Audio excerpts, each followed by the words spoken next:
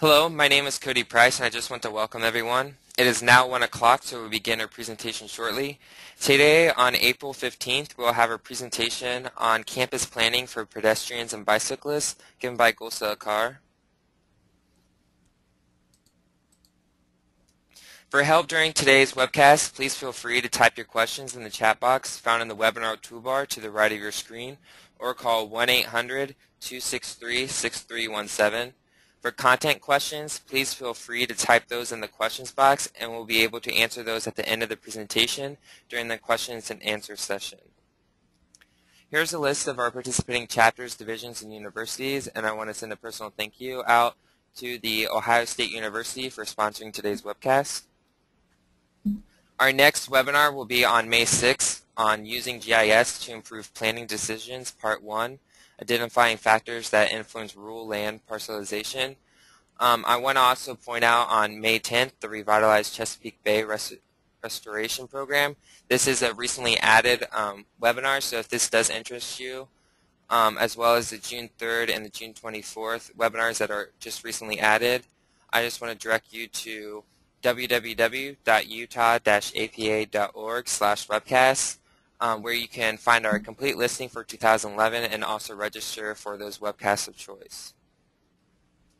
To log your CM credit for attending today's session, you'll just need to go to www.planning.org/CM, select activities by date, and then underneath Friday, April 15th, you'll see campus planning for pedestrians and bicyclists, and this is up, so at the conclusion of the webinar, you'll be able to go and log those credits. And we are recording today's session, so you'll be able to find a PDF and video recording of today's webinar at www.utah-apa.org/webcast-archive, and this should be up by Monday. At this time, I would now like to introduce Gulsah Akar, who will be giving our presentation for today. Gulsah Akar is an assistant professor at the City and Regional Planning section at The Ohio State University. Her research interests focus on travel demand analysis and choice modeling. She conducts research and teaches in various aspects of transportation. She works on several topics which provide opportunities for extended research. Her research in these areas try to answer questions such as what are the commute choice and residential location trade-offs, and how can we utilize this information to reduce sprawl and manage transportation demand? What can we say about the effects of individual, location, and built environment characteristics on pedestrian vehicle crashes and severity of injury?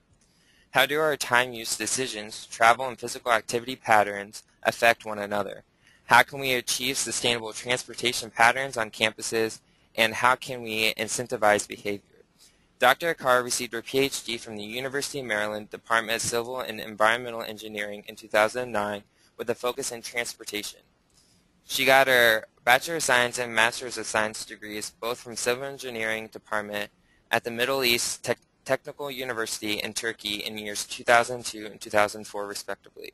I'll now like to hand it over to Gulsah Akar.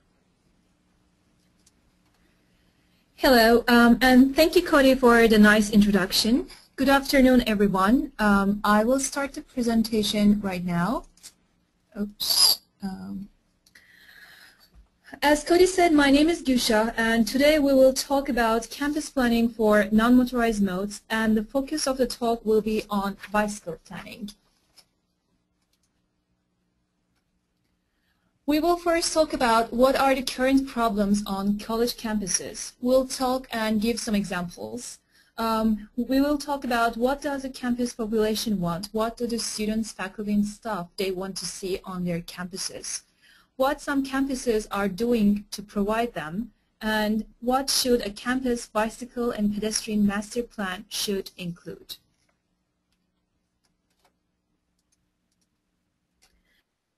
Well, as you all know, there are serious concerns in many areas about the high levels of traffic congestion, mobile source emissions, and the sustainability of our growth patterns and travel.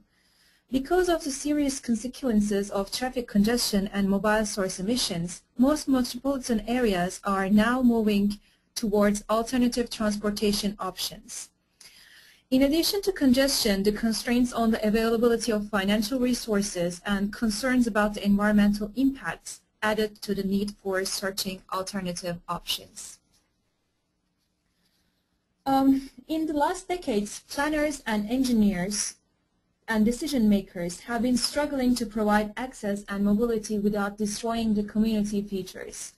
The capital-based improvement strategies such as adding additional roads, additional lanes, additional parking lots are no longer valid at several locations because of the lack of financial resources, environmental impacts, and sometimes simply because of lack of space.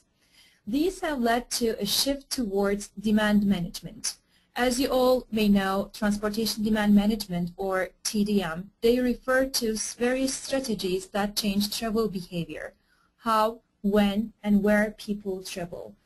Transportation demand management is increasingly being used to address a variety of transportation problems.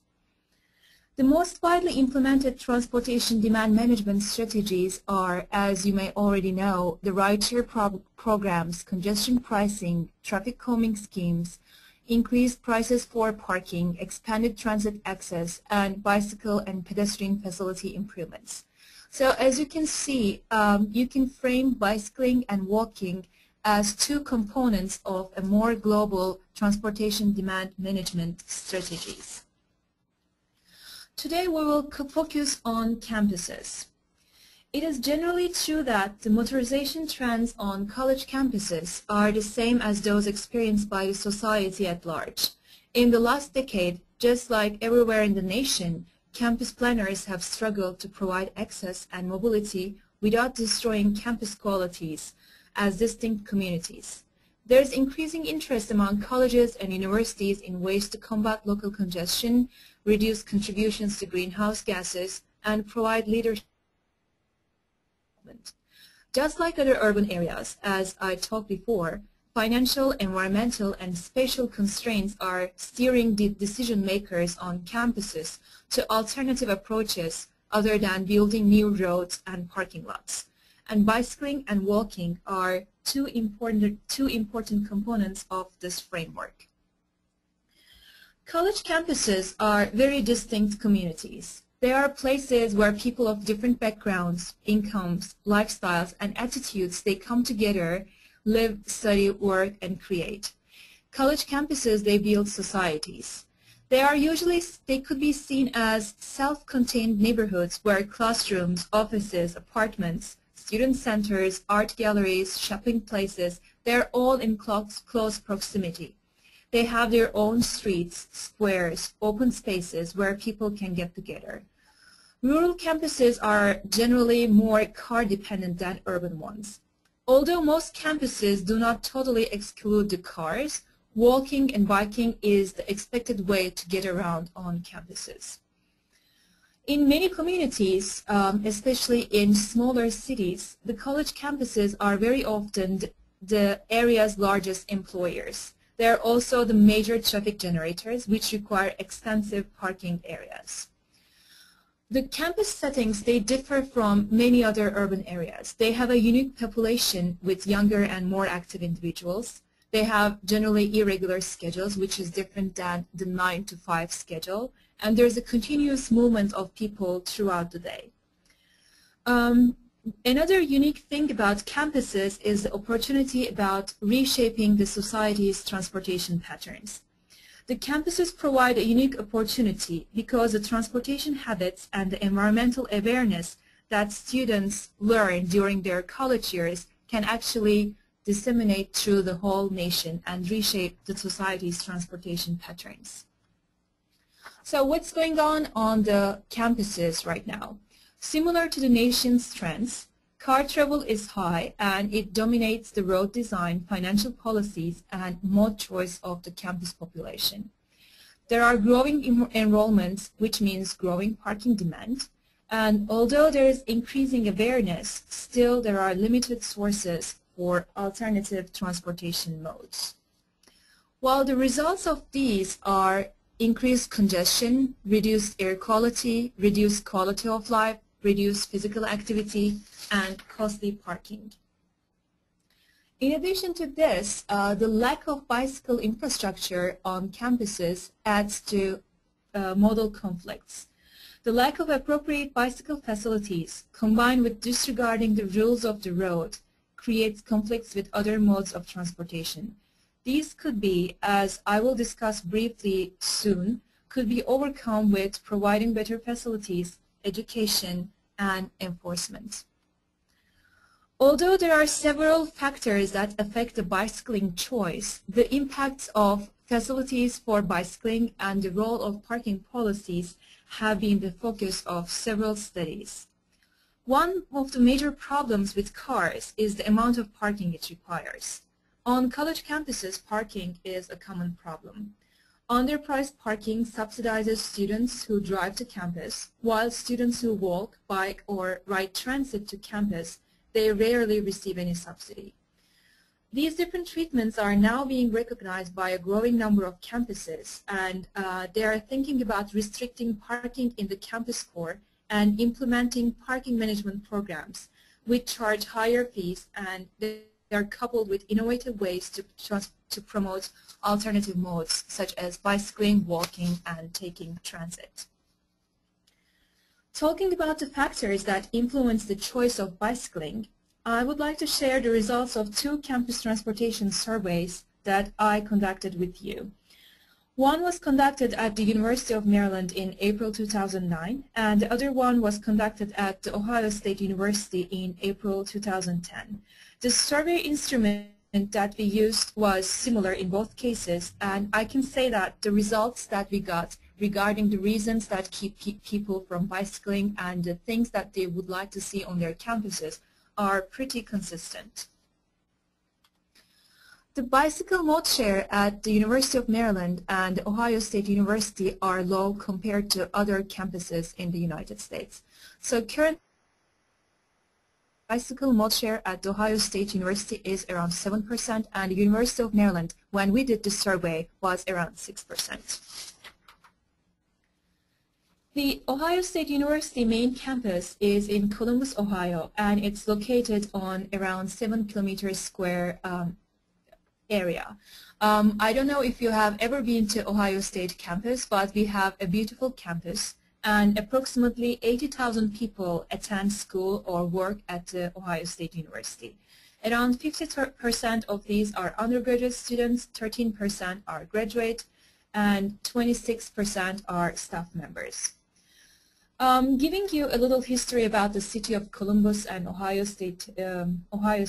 Well, historically, the city of Columbus hasn't been noted for its bicycle use. The city of Columbus and the central Ohio region have generally been dominated by car travel because of the low population density, well-interconnected highway network, and the lack of transit provision. Over the past few years, a strong movement has developed, although expanding bicycle infrastructure on the roadways and celebrating the cycling culture in Columbus. During this period, the city of Columbus and the county, the Franklin County, have seen considerable expansion in both on-road and off-road bicycle facilities. While thus far, these changes haven't changed the weekday commuting pattern significantly. However, despite the fact that there are not significant increases in the numbers of bicycle riders in the central Ohio region, it is readily observable that the public significance of bicycle riders has grown because of the support, infrastructure changes, and policy changes, as well as the creation of several websites and the use of social networking. The general public is much more aware of the cycling community, and the legitimacy of their needs has gained respect. As I mentioned before, the bicycle mode share on the Ohio State campus is low. It's around 7%, whereas the car mode share is very high, which is around 73%. The freshmen at the Ohio State University are required to live on campus, but a large number of students live adjacent to the campus property in private housing. While many of the commute trips at the Ohio State University are well within bicycling range in terms of distance, because the transportation infrastructure on and around campus is auto-oriented, people continue driving their cars even for very short distances. We conducted the Ohio State University campus travel survey to be able to understand the needs of bicyclists and to facilitate better bicycle planning. The campus survey was designed and administered online to students, faculty, and staff. We chose to do a web-based survey because of the ease of data entry, time, and cost efficiency. The survey link was posted on the OSU Transportation and Parking Services website. In addition to this, we emailed the survey link to a random sample of faculty, staff, and students. One important feature here that I would like to mention is, although the survey focused on bicycle-related issues, we did not advertise the survey as a bicycle survey. We did this to have the non-bicyclists take the survey as well and understand their perceptions and behaviors and why they are not bicycling. These are some of the key questions that were asked at the Campus Travel Pattern Survey. One question at the very beginning of the survey asked the respondent, when was the last time he or she rode a bicycle? These responses led to a grouping of the respondents as bicyclists and non-bicyclists, and direct them to questions for bicyclists and the questions for non-bicyclists. The respondents who have never rode or rode more than a year ago were classified as non-bicyclists, and many of the questions were the same for both groups. They were just paraphrased slightly in different words, and the bicyclists were asked additional questions regarding their bicycling patterns. We received around 2,500 responses, and around 2,000 of these responses were complete responses. Based on the responses to the question, when was the last time they rode a bicycle, around half of the respondents were classified as bicyclists. Around 40% of the respondents who live off campus, within 5 miles of campus. Around almost everyone has a driver's license, and of the people with driver's license, 70% have campus parking permits at Ohio State University. Well, this slide presents the modal shares from the survey. As you can see, the modal share is only 7%, and if you remember from the previous slide, almost half of the respondents were identified as bicyclists based on the last time they rode a bicycle. So this table shows that although around half of the survey respondents ride bikes, bicycling is not their commuting mode to campus. They may be riding their bicycles for recreational purposes or around their neighborhoods, but not to campus. This result is actually consistent with the national data as well.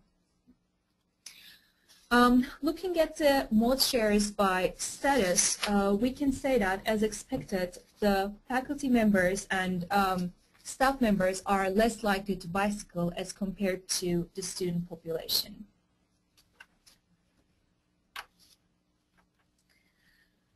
The respondents were also asked to choose their responses, how they feel about certain transportation-related system characteristics. As you can see, a great majority of the survey respondents agree that the congestion on campus is bad, parking is expensive, and the flexibility of departure time is important. As you can see that several survey respondents feel that campus is not safe after dark for walking and biking, which has clear implications for non-motorized transport modes. One surprising finding that we found is only 38% agree that gas prices affect their transportation choices. This table reveals an even more striking result. Most of those who are self-identified as bicyclists, based on their responses to the question regarding whether they ride a bicycle or not, and live within 5 miles from the campus, they are not commuting to campus by bicycle. The dominant mode for trips, even within 5 miles from campus, is driving.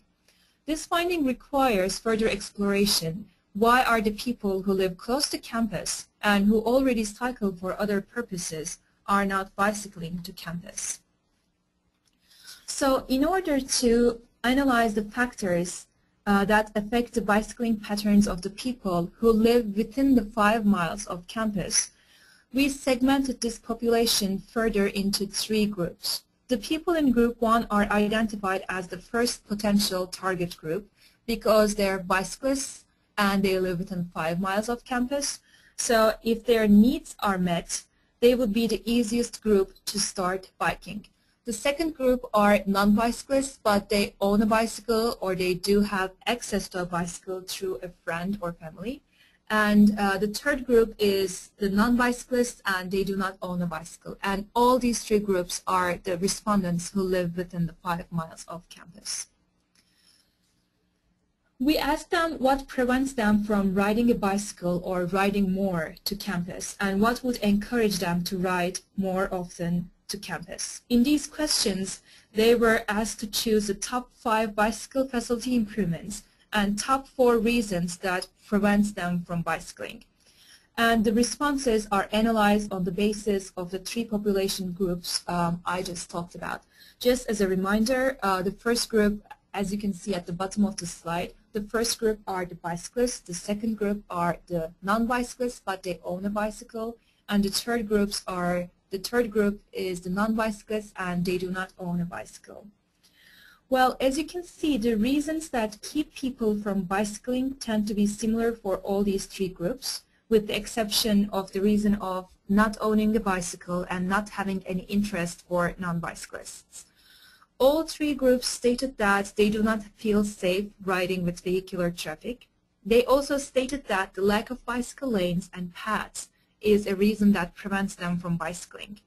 In fact, if you think about it, these 2 factors are correlated. As the university and the surrounding communities start building bicycle paths or separating the bicycle lanes from the vehicular traffic, many of these concerns regarding vehicular traffic will be addressed. So the solution to these 2 major reasons is the same. Although 30% of the non-bicyclists reported that they do not have any interest in bicycling, this shows that the remaining 70%, which is the majority, may consider bicycling if their needs are met. As I mentioned, we also asked them about the improvements that may encourage bicycling. And in terms of these improvements, the results reveal that both groups, both bicyclists and non-bicyclists, agree that the dedicated bicycle lanes, trails and paths, and more secure or covered bicycle parking would encourage them to ride more often. Bicyclists also would like to see greater enforcement of traffic laws to protect cyclists, and they would make use of a bicycle station on campus that provides repairs.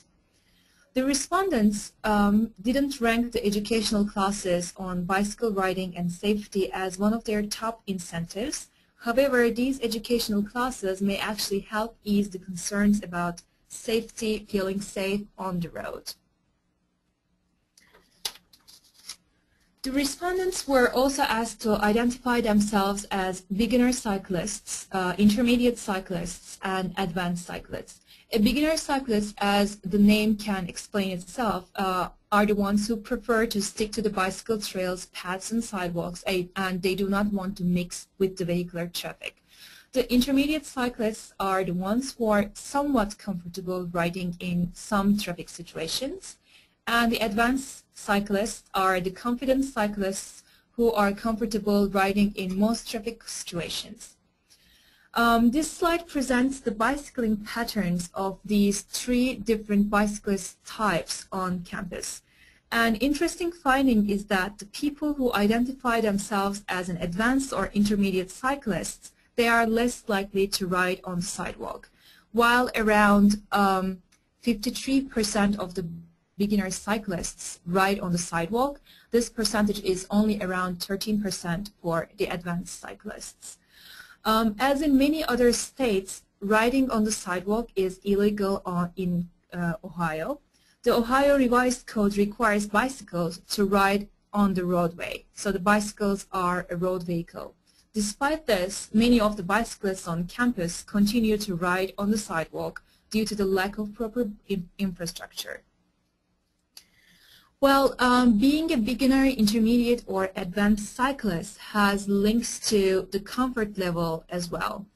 So, as you can see, the percentage of respondents who feel unsafe about vehicular traffic, who cite the lack of bicycle lanes, trails, and paths as reasons that keep them from bicycling, are the highest among beginner cyclists. the advanced cyclists feel safer about riding with the vehicular traffic.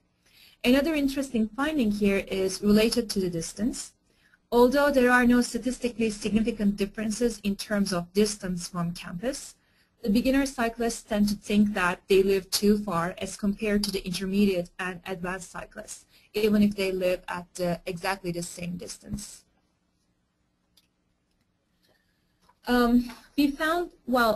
We estimated mode choice models with the data that we collected to understand and evaluate the effects of travel characteristics, socio-demographics, and personal attitudes on the mode choice to campus. Well, I'm not going to talk about the mathematical model or the detailed results here, but I just want to say that as expected, we found that the travel time and cost, feeling safe, and having options are the most important factors related to the bicycling choice. Well, based on the model results, what we recommended the university, the transportation and parking services, one of the recommendations we did was decreasing the travel time for bicyclists. Well, other than living closer to campus, there are some other ways to decrease the travel time for bicyclists. This could be done by designating some of the road facilities for bicyclists, as they are generally shorter than the trails, arranging the waiting time at certain intersections to favor the non-motorized modes, and providing better transit integration to promote mode combinations. Several individuals, as I talked before, are concerned about safety, and they actually cite safety as being one of the reasons that they do not take their bicycles to campus. So we recommended that increased police patrol, safety cameras, particularly at bicycle parking areas, and better lighting should help promote bicycling on campus. Well, several individuals stated that they do not have travel options and they drive. Well, there are actually two types of respondents who state that they do not have options. Some really do not have many options for their commute. For instance, they live very far from campus and they are not living within a half-a-mile buffer of a transit station. On the other hand, some respondents who are more likely to be women and car drivers, actually they do have options in their choice sets based on their proximity to campus and proximity to bus stops, but report that they do not have options and they drive. We were able to check this as we asked the respondents the two streets crossing closest to their residential location. So now that I talked briefly about what are the reasons that keep people from bicycling and what they would like to see on their campuses, I will share some pictures from the University of Arizona campus as examples of how some of these needs may be met. Maybe several of you have visited the University of Arizona campus, but I'll give some background information. And one thing that I would like to mention is in most of these pictures, you will see that the campus is not very crowded, or the bicycle racks or the bicycle facilities are not utilized. But the reason for this is the fact that these pictures were taken during a break, so most of the population was not on campus. Well, this is the view heading toward campus on the Speedway Boulevard, which is a major thoroughfare, and at some points there are up to 8 lanes to cross. Well, despite the traffic volume and speed, as you can see, the generous bike lanes are provided and the route is generally used by the cyclists. This is an underpass that connects parts of campus separated by the Speedway Boulevard, the boulevard that we just saw on the previous slide. And as you can see, the bicycle flow is separated from pedestrians and the bike path is further divided by direction. So there is this little sign here which shows, this is a close-up version of the sign, which shows the separation of pedestrians and bicyclists. And the bicycle lane is further divided by direction. This is another underpass under the Speedway Boulevard. As you can again see the directional flow of the bicycles and the separation between the pedestrians. As you can see, the underpass is well lit.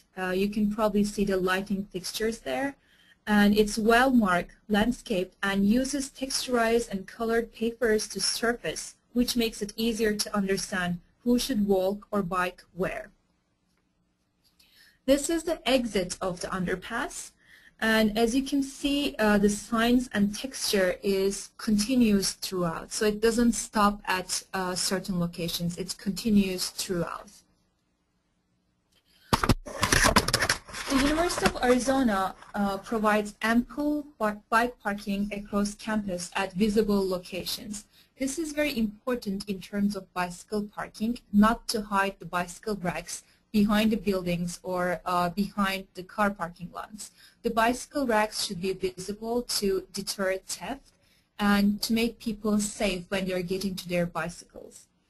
All the buildings at the University of Arizona have some bicycle parking, and at some locations there are larger bicycle parking areas, just like this one. You can actually say this looks like a large commuter lot. This is an internal campus bicycle path. The path is again separated from the pedestrians.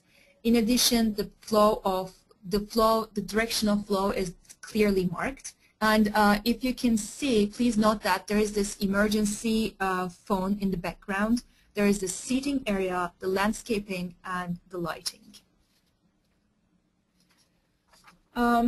Here is a location where the bicycle parking is provided in the median between the pedestrian path and the bicycle path.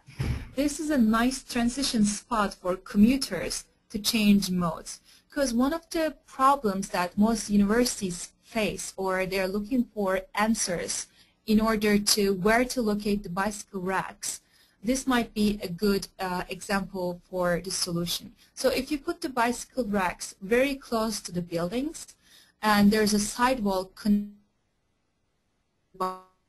parking, then people generally do not walk their bicycles to the bicycle rack. But here, the bicycle rack, as you can see, it's in the median, which is a transition between the bicycle mode to the pedestrian mode, which actually reduces the conflicts between the pedestrians and the bicyclists. This shows the bicycle path intersecting with a major pedestrian pathway.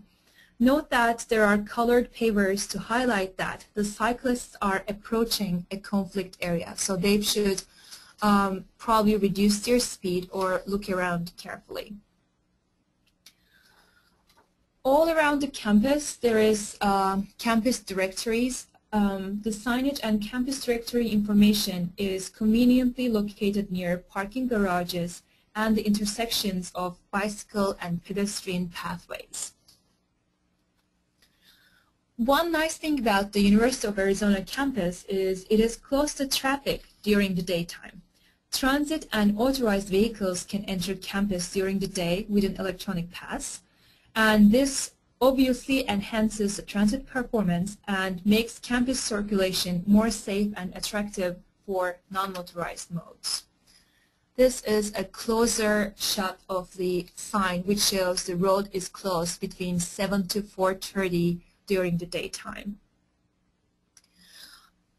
Previously, I showed you some bicycle racks which were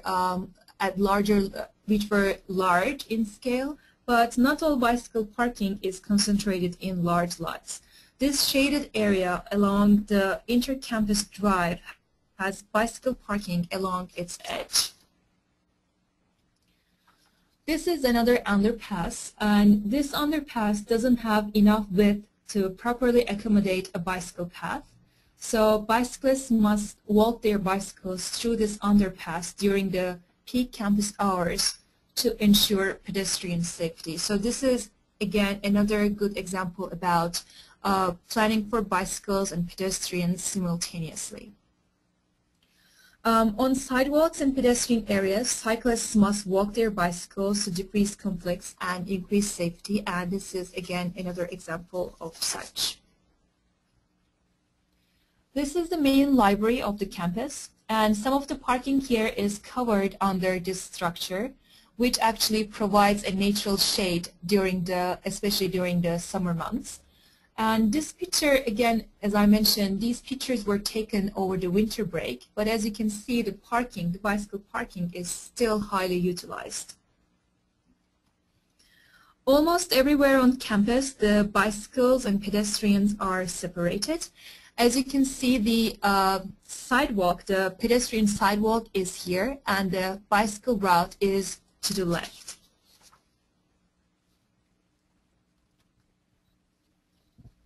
This is a bus transit facility on campus. As you can see, it's very attractively designed, and it provides shelter and benches for those who are waiting for the bus. And this is another picture of the transit station.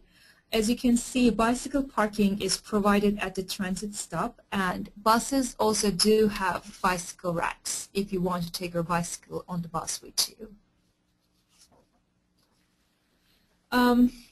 Well, there are several bicycle routes which enter and exit campus, and one advantage of the bicycle routes is that auto traffic is discouraged unless local. Here, traffic cannot turn onto this route directly. As you can see, there is a do not enter sign, and the bicycles are exempt, which clearly enhances the bicycle safety. Cars must go around the block to access the street, and the traffic lights are timed to allow bikes to clear the intersection.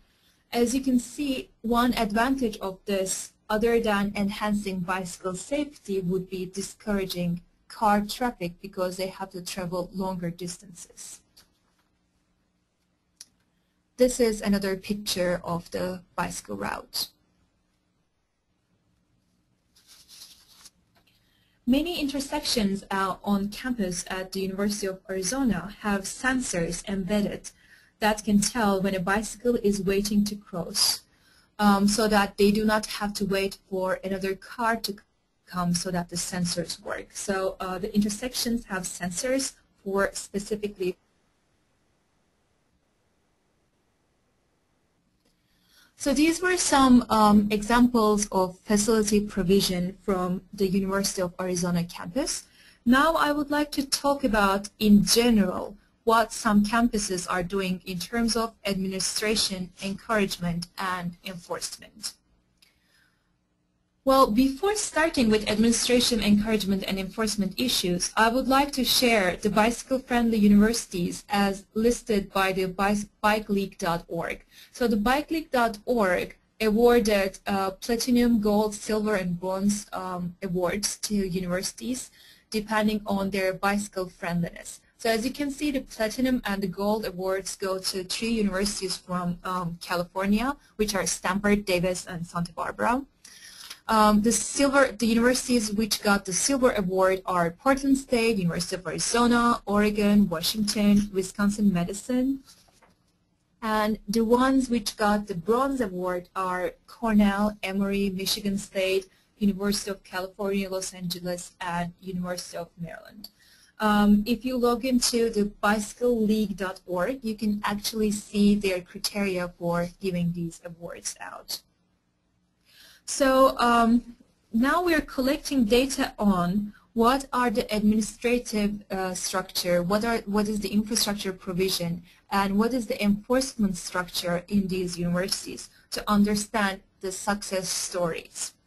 So we are collecting data on whether there's a bicycle coordinator, whether there are bicycle safety classes, bicycle repair shops, bicycle lanes, police patrol, registration, removal of abandoned bikes, university relationships with the MPO and the city, and so on at these universities, to actually understand which ones of these are important in terms of defining success in terms of for the universities. This approach is actually similar to one of the pioneering research studies conducted in this area by Gulsah in 2003, and the reference to that study is available on the very last slide of this presentation. So several of these universities which are successful in terms of bicycle and pedestrian planning and bicycle and pedestrian issues, they do have coordinators and bicycle and pedestrian committees. As you can imagine, the responsibilities of a bicycle and pedestrian coordinator would be assessing the needs, identifying opportunities, coordinating events, formulating and implementing plans, and maintaining the campus bicycle and pedestrian facilities. Some of the times there would be a person specifically focusing on bicycle pedestrian issues, and sometimes there would be an alternative transportation person which actually looks at all alternative transportation options, including car sharing, carpooling, zip car, and so on. Again, several of the universities which are successful in bicycling and pedestrian issues, they have committees for bicycles and pedestrians. It is important to involve students in these committees because most of the times they bring the most expertise in terms of bicycling. Also, involving local groups have an important role in monitoring and revising campus sustainable transportation policies. Campuses with bicycle committees and coordinators, they tend to conduct surveys more and attract more funding. Funding is obviously needed to fund bicycle facilities such as paths, lanes, parking racks, lockers, and obviously to pay a coordinator. The revenues may come from student fees, bicycle registration fees, and fines for traffic and parking violations, but also from foundations, alumni associations, state and federal sources. To qualify for federal funding, the campus transportation planners need to work closely with the surrounding planning agencies in the development and implementation of local and regional plans. While another area of intervention here for the committee and the coordinator is the communication of transportation practices with the campus and with the surrounding communities. Here are some of the universities which have coordinators and committees. So the Wisconsin Madison, Stanford, Santa Barbara, Maryland, Davis, they have both committees and coordinators, and some of the rest have a committee only. As I mentioned, this research is still ongoing. We're contacting these universities to understand what is their administrative structure. So in terms of facilities, several campuses look at bicycling and pedestrian issues together. However, it's important to separately consider the needs of the two groups in order to reduce model conflicts, just like we saw at the University of Arizona examples. For pedestrians, there should be a network of sidewalks, dedicated zones, and wayfinding maps.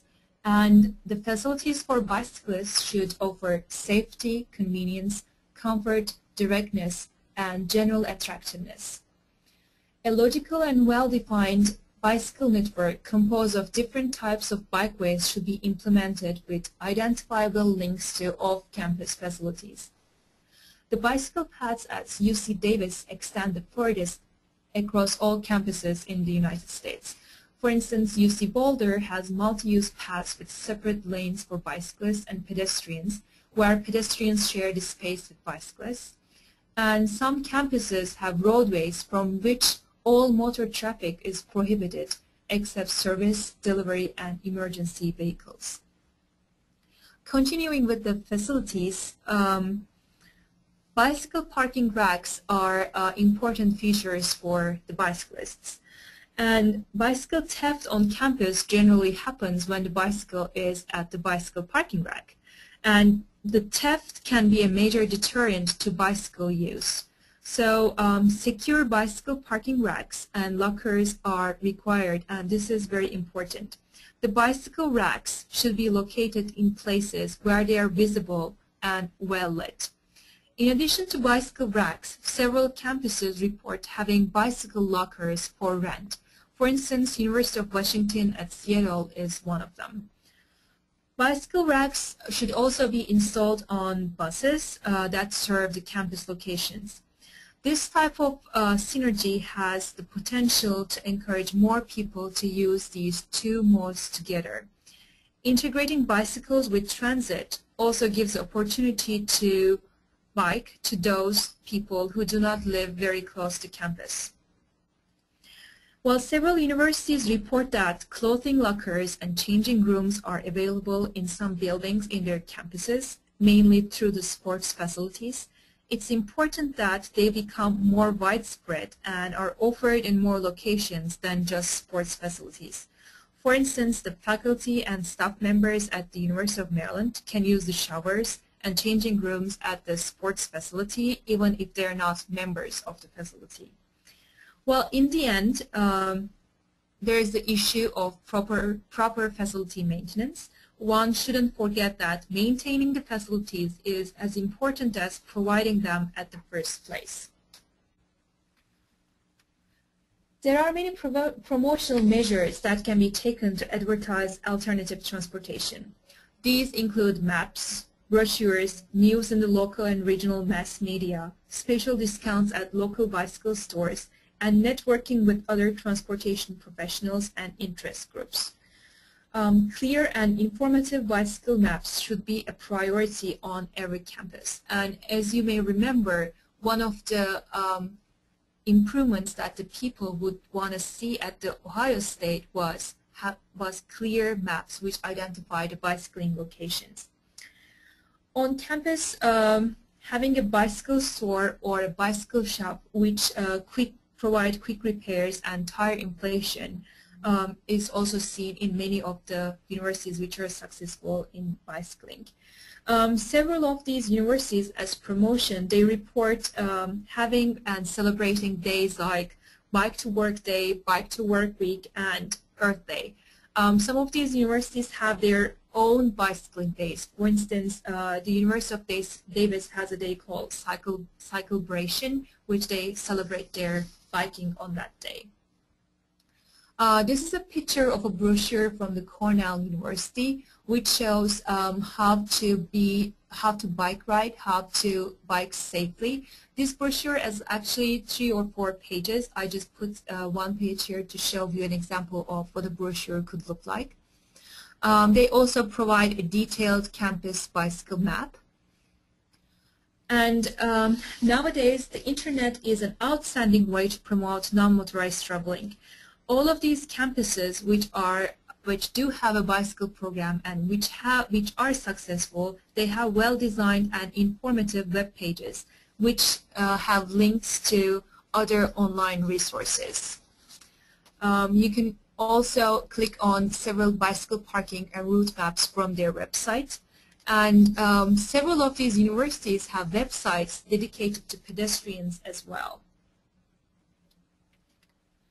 Several of these websites talk about the benefits of walking and cycling at the introduction part of their websites. For instance, here, this is the website view from Berkeley, which starts with commuting to campus by bicycles or on foot is a healthy, inexpensive, and reliable form of transportation.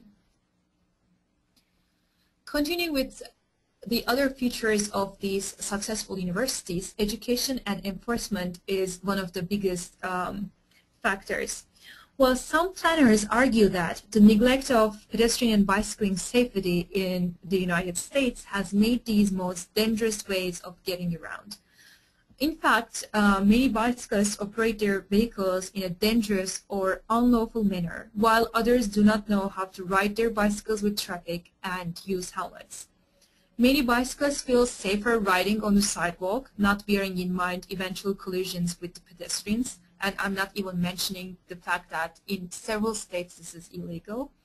And these facts call for education as well as enforcement. Only a few of these campuses report having regular bicycle safety classes, and only a few confirm limited law enforcement. The law enforcement is actually more strict at universities which have higher bicycle mode shares.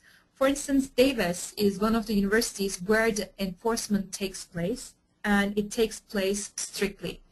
There will be fines and tickets for incorrectly parked bicycles and for those who do not obey the rules of the road. Well, if you think about it, with around 42% bicycle mode share, they really have to be strict about these rules and regulations to avoid any chaos on campus. And I would like to reiterate our findings from the survey here about education and enforcement.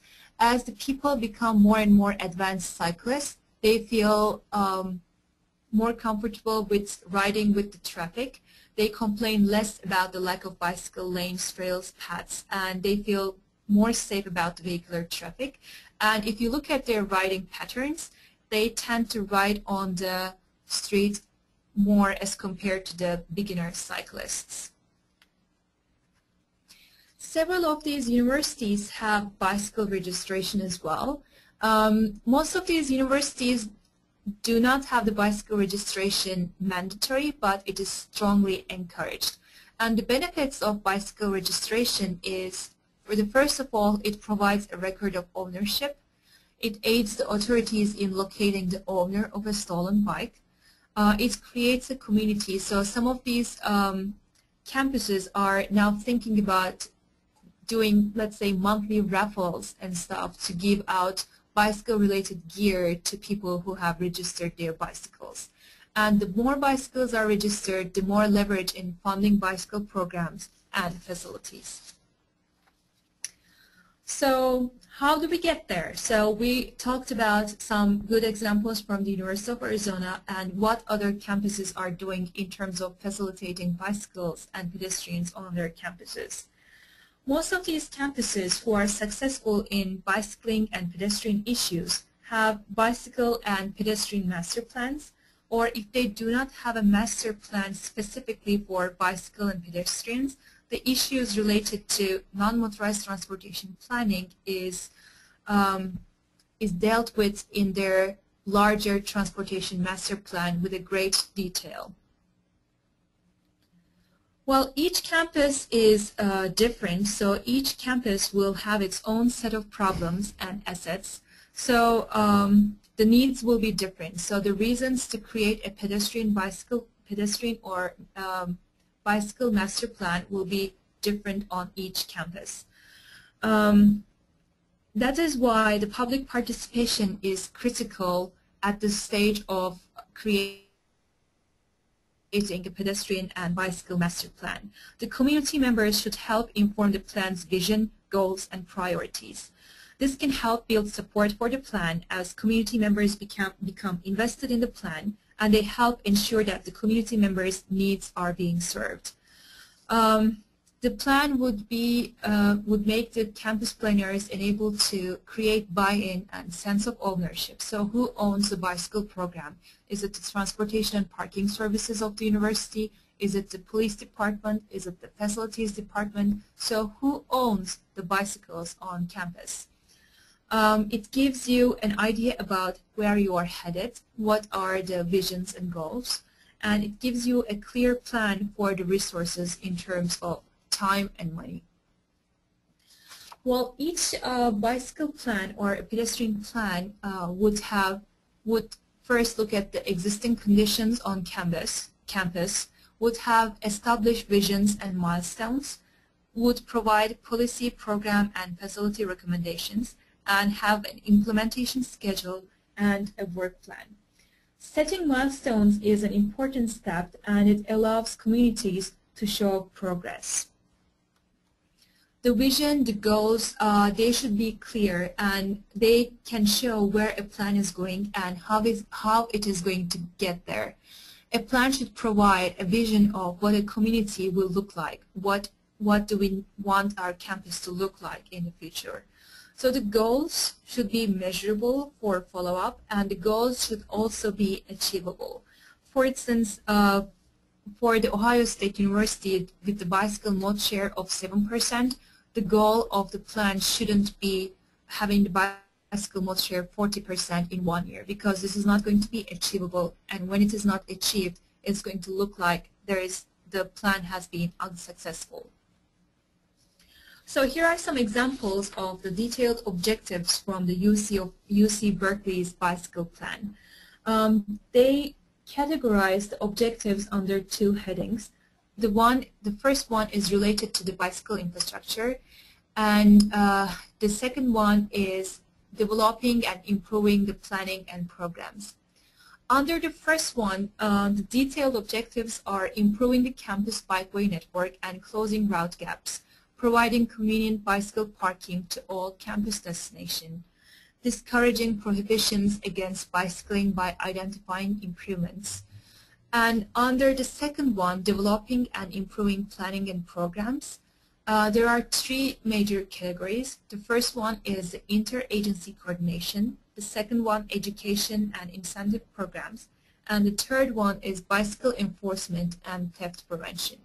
Under the first one, they do have the coordination goals with several agencies. For instance, coordinating the bikeways and bicycle parking with agencies such as the Alameda Contra Costa County Transit, BART, City of Berkeley, East Bay Regional Park District, including the UC Berkeley bicycle projects and programs in planning and regional funding documents, and work with the City of Berkeley to more rapidly implement city bikeway improvements related to campus travel. Here are some more goal examples which are more general. So the goal and objectives of the UC Berkeley plan were very specific, but you would see more general goal examples in other plans. For instance, improving access and mobility, improving personal health, encouraging physical health, creating a balanced transportation system, enhancing safety, reducing traffic congestion, improving or maintaining existing facilities, enhancing pedestrian network connectivity, and so on. Some of these might be more difficult than the others in terms of measuring success though. And all the bicycle and pedestrian master plans, as I mentioned before, they should have a background information on the current conditions in terms of the infrastructure, transportation system, and policy system. The plan should provide the inventory of expected changes and the public participation process that will help the plan to get there. The public participation process provides an institutional memory of the activities. The individuals and organizations of the be documented. The plan's recommendations could be in various areas, including the physical projects, policies, programs and encouragement, education, and enforcement. So under the policies, there might be recommendations in terms of funding changes. For instance, how the pedestrian and bicycle projects get evaluated or compared against other transportation projects. Under the physical projects, there could be bicycle lane additions, traffic calming initiatives. Again, for policies and physical projects which together will act on the transit interface enhancements, the infrastructure maintenance programs, and for education and promotion, there would be commuter alternative programs, cultural, recreational, and health-related programs to promote walking and biking, and there could be programs that are organized ongoing activities that engage individuals in physical activity, either directly or indirectly. So to sum up of what I've been talking about, we talked about the current problems on college campuses, the barriers for bicycling, some examples from successful campuses, and the basics of a pedestrian and bicycle master plan. I would like to conclude by saying that university campuses can be labs for testing and implementing various alternative transportation strategies because the population on college campuses are generally young individuals which would be more open to changes. The sustainable transportation planning policies on campuses should include incentives for walking, biking, taking transit, the combination of all these modes, ride sharing, and discouraging the use of single occupancy cars. And finally, linking the transportation planning to the land use planning in the area. Well, thank you. This is all I had to say, and I will be happy to answer any questions if you have. And this is my email address. If you think about any questions later on, you can contact me and I'll be happy to answer your questions. And one final remark. In the last slide, I have the key references for pedestrian and bicycle planning. If you are interested in this area, these will be very valuable for you. Thank you. Well, thank you. To start off, one of the questions asked was from Elizabeth, and she wants to know what was the website that you gave to take the quiz?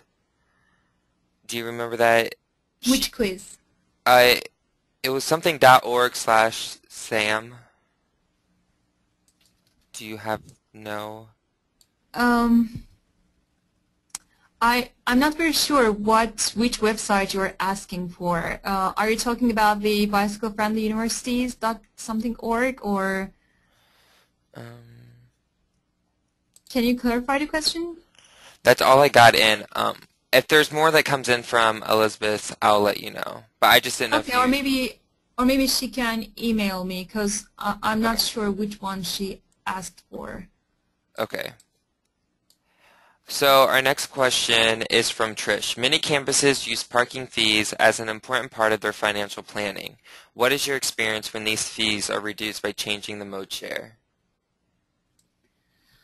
Well, actually, this is a question that we have been discussing with the University of Maryland and the Ohio State University, the parking and transportation services. So the question is, I think, well, if more and more people start taking transit and using bicycles or walking, then there will be less parking demand. So the revenues from parking will be significantly reduced.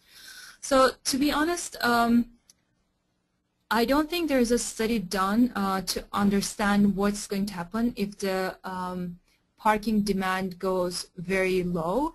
And the reason for that is even if we're trying to increase the non-motorized modes and the transit modes to high levels, still there is so many people who want to park on campus. The other thing is right now the universities are receiving some subsidies from other programs to promote sustainability. So the parking fees revenues supporting the transportation system on campus. Okay, and then also with that, do you recommend that adjacent communities work with the campus, and to what extent? Sure, because the thing is, as I mentioned on the survey results and with personal experience, it's not only the on-campus roads that need to be improved, because if somebody is going to come to campus by his or her bike, unless he or she is living on campus, they're going to use some of the roads which are not on campus. So if the roads which are coming to campus are not supporting bicycle infrastructure, then it's going to be difficult to get them on campus. So the continuation of the bicycle infrastructure is very important. So yes, the campus transportation planners, the decision makers, should be working with the adjacent communities, and they should be implementing their plans together so that there is going to be continuity. We would like to have the similar infrastructure as everywhere else as much as possible, so that it's not going to be one street you ride on a bicycle lane, the next street you have to do something else. So we want to have the continuation as much as possible. Okay, and then Jonathan asks, conflicts between bikes and pedestrians is a big problem on the University of maybe Arizona campuses and others. I'm sure cell phone use has made that problem worse. Designated separate facilities can help, but crossings and multi-use areas remain a big challenge. Do you have any further thoughts on that? Well, actually, I really agree with his comment. Well, we didn't ask about this on our last survey at Ohio State, but this quarter we are doing another survey, and we'll ask about people's behavior in terms of listening to music or talking on the phone when they're walking or biking, and how many times they get into accidents. But this is a major issue, and Last quarter, my students did counts at intersections, and they actually experienced that several of the people who are biking or walking, they're not paying any attention to their surroundings. They're just listening or talking on the phone. So this is a major issue, and one thing to deal with this is, again, awareness. So the people should know that if they're walking or biking, they should be more careful, and probably they shouldn't be paying that much attention to their headsets. But the other thing is separating bicycles and pedestrians on campuses would definitely help, as the examples from the University of Arizona. Okay, and then Robert asked, weather seems like a significant factor in bicycle use. Do you know if anything can be done to make bicycling more attractive in cold or wet climates? Well, actually, now I would like to, can you still see my screen? Yes. Can the audience still see my screen as well? Yes. Okay, so now I would like to, I would like to go back to one of the slides which shows the bicycle-friendly universities. And as you can see, some of the universities in the ones that I got the silver award, and I don't know if you have ever been there, like the University of Minnesota, University of Wisconsin at Madison, they do have a very cold climate, but still people do bicycle there. So obviously weather is an important factor, and when we did the survey, people commented that extreme weather conditions make people change their modes. However, I think if you have the right infrastructure in place, there is the culture as well. So if you see a lot of people bicycling, even if the weather is cold, then you are going to be more tempted, you're going to be more likely to bicycle. And again, coming back to the idea about giving about the habit, so if you start bicycling on a regular basis, then even when the weather gets cold, obviously it's not going to be as fun as the warmer climates, but still you will continue biking. And for this, I would like to give the examples of Minnesota and Wisconsin. And also Cornell Cornell and Michigan State, they do have very cold climates as well, but still people there are bicycling. So to come back to his,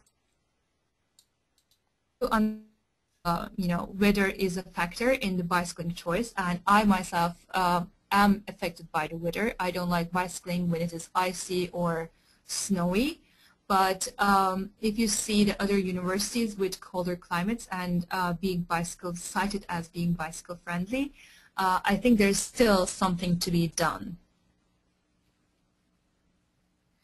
Okay. Our next question is from Avian. The AS example of bicycle paths showed the use of a large amount of paver stone for path construction. What impact does path construction have on the impervious surface? Like, are there campuses that build bike infrastructure to lessen the impact of runoff and erosion? Well, to be honest, I'm not very sure about the answer to this question, but if this person can contact me later on, probably I can research and get back to her. So I'm not very sure about that issue. Okay. Our next question is from Heather. Can the funding you are planning to use to construct the infrastructure also be used for education and safety training? So some of the fundings will have strings attached, but some of them will not. So some of the fundings will be just specifically for education and enforcement, and some of them will be for infrastructure. So it depends on where you are getting the funding from, what will be the strings attached to this funding. So I mean, several of the federal and state funding will explain it in their files. So I think this is a very general question, and the answer will change depending on the funding. And then from your research, Philip is asking, how important is having covered and or secure locked access, either solar or shared parking? How important is secured Is having parking? Covered and or secure parking, like locked access, either solo or shared? So again, for this one, we actually had other detailed questions on this one on the survey, which I didn't present because of the time constraints. But generally, the people who are bicyclists already, people who are already bicycling, are interested in these covered bicycling spaces. And however, most universities which provide these, they actually charge the users for these. And obviously then it comes to the cost-benefit analysis type of decision making. So the more expensive the bike is, the people are more interested in using these covered bicycle spaces. But our research, the surveys results show that people are more interested in bicycle parking which are close to their buildings. So several universities are thinking about putting these bicycle and shared parking facilities in garages. However, our research shows that people will actually prefer to have them close to their buildings. Okay. And then Brandon is just wondering, are the transportation surveys that you mentioned available online? Like he's specifically interested in how you queried and defined questions that resulted in mode split data. If he actually contacts me, I can provide him the papers that we wrote on both the University of Maryland and Ohio State surveys. So we have published papers on both of them. The data is not available online because the data has restrictions in terms of the privacy, because we asked people about their socioeconomic characteristics and their residential locations. So because of the internal review board's restrictions, I'm not able to share the data online, but I'll be happy to share the results of the surveys, the reports that we wrote, and the papers that we wrote with him if he contacts me later on.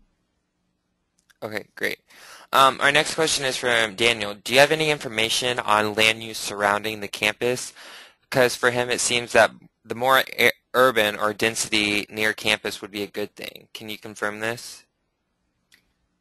So I think he's asking the question in general, right? Right, like if it's in like an urban or a higher density area, would this have a higher impact on the infrastructure that's put in with the bicycles? That is correct. Actually, the research shows that rural campuses or the campuses which are isolated areas are more car dependent, whereas the campuses which are in more urban settings, they are less car dependent. Okay. Our next question is from Richard. In the bicycle planning and design stage, were there the landscape architect and civil engineers involved to provide input in terms of hard surfacing, vegetation, and green pervious pavement being integrated? Were those things being integrated? Like it appears that some bike parking areas were located on turf and deteriorating. Well, it depends on how detailed the bicycle master or the bicycle and pedestrian master plan is and how much funding the university has to support the bicycle planning or the bicycle infrastructure.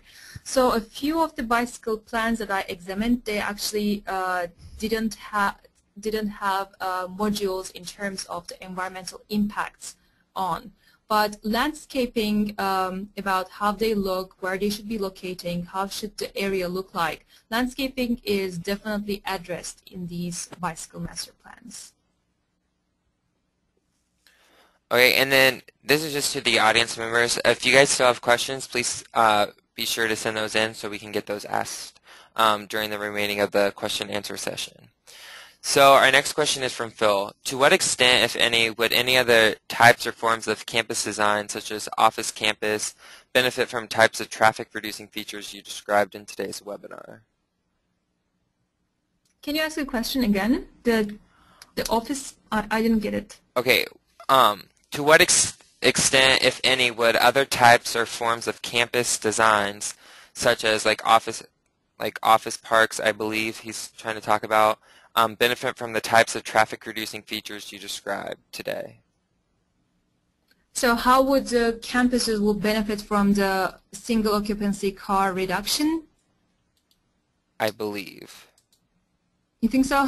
Well, and then like they have a follow-up question to that, like to what degree do the characteristics of a campus in relation to those of the surrounding town or city, for instance, affect the types of traffic reducing features that may be successfully implemented? So I will answer the question as I understand it. So well, the campuses are the major traffic generators wherever they are located because there is so much population coming to the campus, and this definitely creates a lot of traffic for the neighboring communities as well. So some of these neighboring communities, the adjacent communities, they try to deal with this factor by providing parking permits so that the people who are coming to the campus will not be able to park there. Some of them are trying to restrict the traffic which comes to campus. It's a question mark whether they're being successful or not. So when the single occupancy car traffic to campus is reduced, obviously the neighboring communities are going to be relieved in this sense. So if there are more people car sharing or bicycling or walking to campus, there will be less cars passing through their neighborhoods. So for instance, if you think about Ohio State and how the neighboring streets and also the highways get crowded during the peak hours, you would be able to understand what a relief would it be when the car traffic reduces. The other issues with campuses is the land on campus is very valuable. So we would like to use this land as much as possible for additional buildings, more green space, park, not a park, but more green space, and for people to get together. But as you see in several campuses, this valuable space is all given to car parking lots. And enrollments are increasing, the demand for car parking is increasing, so there's a question mark on what are we going to do with these cars. So the campuses are actually under a lot of stress in this situation. So reducing the demand for single occupancy vehicles will actually benefit the campuses in terms of the valuable land on campus as well. Okay, our next question is from Gary. Many older campuses have historic core areas that cannot be modified easily to accommodate large volumes of cyclists while still providing a safe environment for pedestrians. Are there good examples of methods for improving cross-campus bicycle routes while still retaining pedestrian-only zones within the core campus? Well, actually, if you remember the University of Arizona campuses and how there are underpasses for bicycles and pedestrians for underneath the highways, so for some universities this could be thought about as an option. But for universities which have a historic core, which is more pedestrian, so these universities generally do not have a lot of cars passing by as well. And at those historic locations and the core where where pedestrians and bicycles will not be able to coexist together, the bicyclists should walk their bicycles. So you have seen it in some of the pictures that I shared with you from the University of Arizona. When the space is scarce, when there will be a lot of pedestrian traffic, the bicyclists are asked to walk their bicycles. So this is how several universities with smaller core areas are dealing with this situation right now.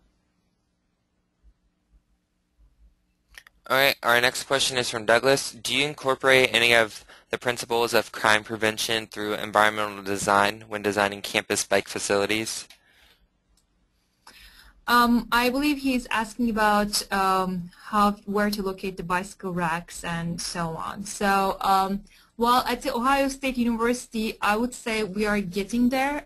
So we're trying to put the new bicycle racks at 2 places as visible as possible, and we're trying to provide either natural lighting, so we try to provide they're visible, they're in front of the building, or we try to provide lighting for them. So the other thing about the pedestrian issues and parking is with the newly built parking garages, if you have ever come to Ohio State, you would see that at the elevators, at the stairs, you can see the building from outside, so there are no walls surrounding. So if it is well lit and it's visible from outside, it's going to reduce the possibility of crime. But as I mentioned to Douglas's question, some of the pictures that we saw from University of Arizona putting the bicycle racks at locations which are as visible as possible is the way to deal with bicycle theft to a certain extent. Unfortunately, throughout my conversations with some campus planners, not here at The Ohio State University, yet elsewhere, I've heard comments like bicycle parking is ugly, so we would like to put it to a side which is not very visible, which actually brings all these questions and all these negative aspects about, well, if you put the bicycle parking in a place which is not very visible from outside, that is actually going to attract all the theft and the people who are not feeling safe when they're getting to their bicycles. So to Douglas's question, yes, we're trying to do it as much as possible here, and as a general recommendation, the bicycle parking should be at locations which are very visible and well lit. Okay, our next question is from Rob. They are currently building a new parking ramp at their university in Wisconsin. Do you have any suggestions about how to include bicycle-friendly features into this building? Well, I haven't seen the building, so I'm not very sure about how to answer this question. But so this is like a car parking garage, and he's asking about the ramp. So if it is possible, if there's a separate entrance for bicyclists, that will be great. So to reduce the bicycle and car conflicts. Most of the times the bicyclists would use the entrances that the pedestrians use, so putting signs saying that walk your bicycle or pay attention to the car traffic, pay attention to the pedestrians would be some of the things that I would think on top of my mind. But again, I haven't seen the building. I don't know in which context it is, so that is how these are the general things that are in my mind, not specific recommendations. Okay, thanks. Our next question is from Richard. Have you seen any types of green design used in bicycle design, such as pervious pavements, rain gardens, swales adjacent to bike path, etc.? Again, about the design principles, I'm not 100% sure about the green design, but I can, again, there was a similar question on this topic, so I can actually look this up and I can share with them if they contact me again later on. Okay. Another question from Douglas, are there more issues to address on campuses with large athletic facilities which attract many people that drive cars and need large parking areas? Is that an issue? That is an issue, and that's an interesting question because a few of my students did a project on that last year, and they are now in touch with the transportation and parking services. So some universities, they actually provide bicycle parking valet services for athletic events. So they're trying to actually promote alternative modes, not only for commuting, but for athletic events as well. So if you're going to come for an athletic event, why don't you ride your bicycle, or why don't you car share, or why don't you take the transit? So I mean, we are looking at bicycling and walking issues as a whole. So we're not only looking at them in terms of the commuting perspective. So if there are enough promotion, enough advertisement about the athletic events and how to come to athletic events and how you can actually leave your car at home and come with another mode of transportation, I think that would be the way to deal with athletic events and car parking on campus. So what my students were actually proposing was having bicycle parking available very close to the athletic events, and there would be bicycle valet parkers which will take your bicycle and let you, so you don't have to look for parking space, and there will be some bicycle rentals which would be available at car parks which are not in central core campus area, and you can actually ride your bike, rent a bike, and come to the core campus with this bike. So there are several ideas from different campuses how to deal with the athletics, and I think one of the innovative ones was doing bicycle rentals for athletic days, athletic event days, and trying to promote the other modes of transportation for athletic events. Okay, our next question is from Daniel. How does leadership support efforts at go into successful campus programs? Like, is there more than just a coordinator, maybe like a civil engineer to implement the plans? Is a civil engineer required for the backing, or is there a president or anyone in particular that you need to get these plans? Well, actually, having a coordinator is an indicator that the campus is interested in walking and biking issues. But the coordinator himself or herself will not have all the power to implement a bicycle or a pedestrian plan. So obviously the leadership, the support of the upper administration is a must. Because if the upper administration has no interest in biking and they just put that person because they feel like they need to put a bicycle coordinator, then obviously none of the plans will go nowhere. So upper administration support is very important. So if there's support from the upper administration and the other institutions on campus, such as the facilities management, the transportation services, the police department, and so on, they have generally different names on different campuses. If all these institutions are supporting a bicycle plan, if the upper administration is also into implementing bicycle plans, then there will be the success. In terms of having a civil engineer or expert in planning, generally how these universities deal with these with the bicycle and pedestrian master planning is they generally hire an outside consultant to do the bicycle and pedestrian master plan for them. So and this outside consultant might have several GIS experts or a civil engineer or an expert in planning in their team to deal with the campus transportation, campus planning aspect. The coordinator will, as the name implies, will be coordinating the efforts between the upper administration, the institutions, and the people who are doing the campus transportation, campus bicycle, and master plan. So I haven't seen a coordinator sitting down by himself or herself and providing a master plan on her own. So she coordinates with the bicycle groups, the pedestrian groups, the upper administration, and generally this is done by an outside consultant. Although if the transportation services has the in-house capabilities, then and if they have support from, let's say, the departments, the academic departments within the university, they can definitely go ahead and do it within the university. But in general, what I've seen is they give it to an outside consultant to look at campus, to come up with ideas. And during this process, as I mentioned, the public participation is very important, because then people on the campus will have their ideas shared, and the consultant will take into account the experience, the expertise of the people who actually experience the bicycle facilities or the pedestrian facilities every day on campus. Okay, and then this will be our last question because we are about out of time. Rob asks or says at their university, students don't ride their bikes as much during the winter and thus leave their bikes chained to racks that get covered with snow.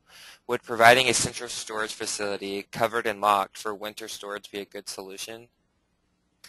I would say yes, and as a matter of fact, although these are not areas which they have a lot of snow, some of the universities in California, they have long-term storage facilities.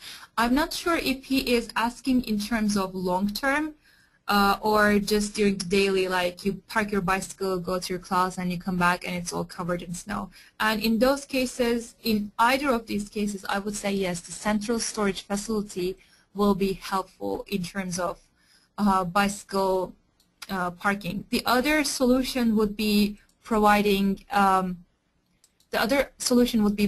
sheltered bicycle parkings. So If the bicycle parking has a shelter, then there will be less snow going on the bicycles.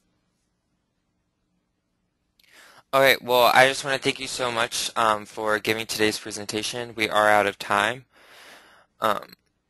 So for those of you still remaining online, I just want to go through a couple quick reminders on the closing remarks.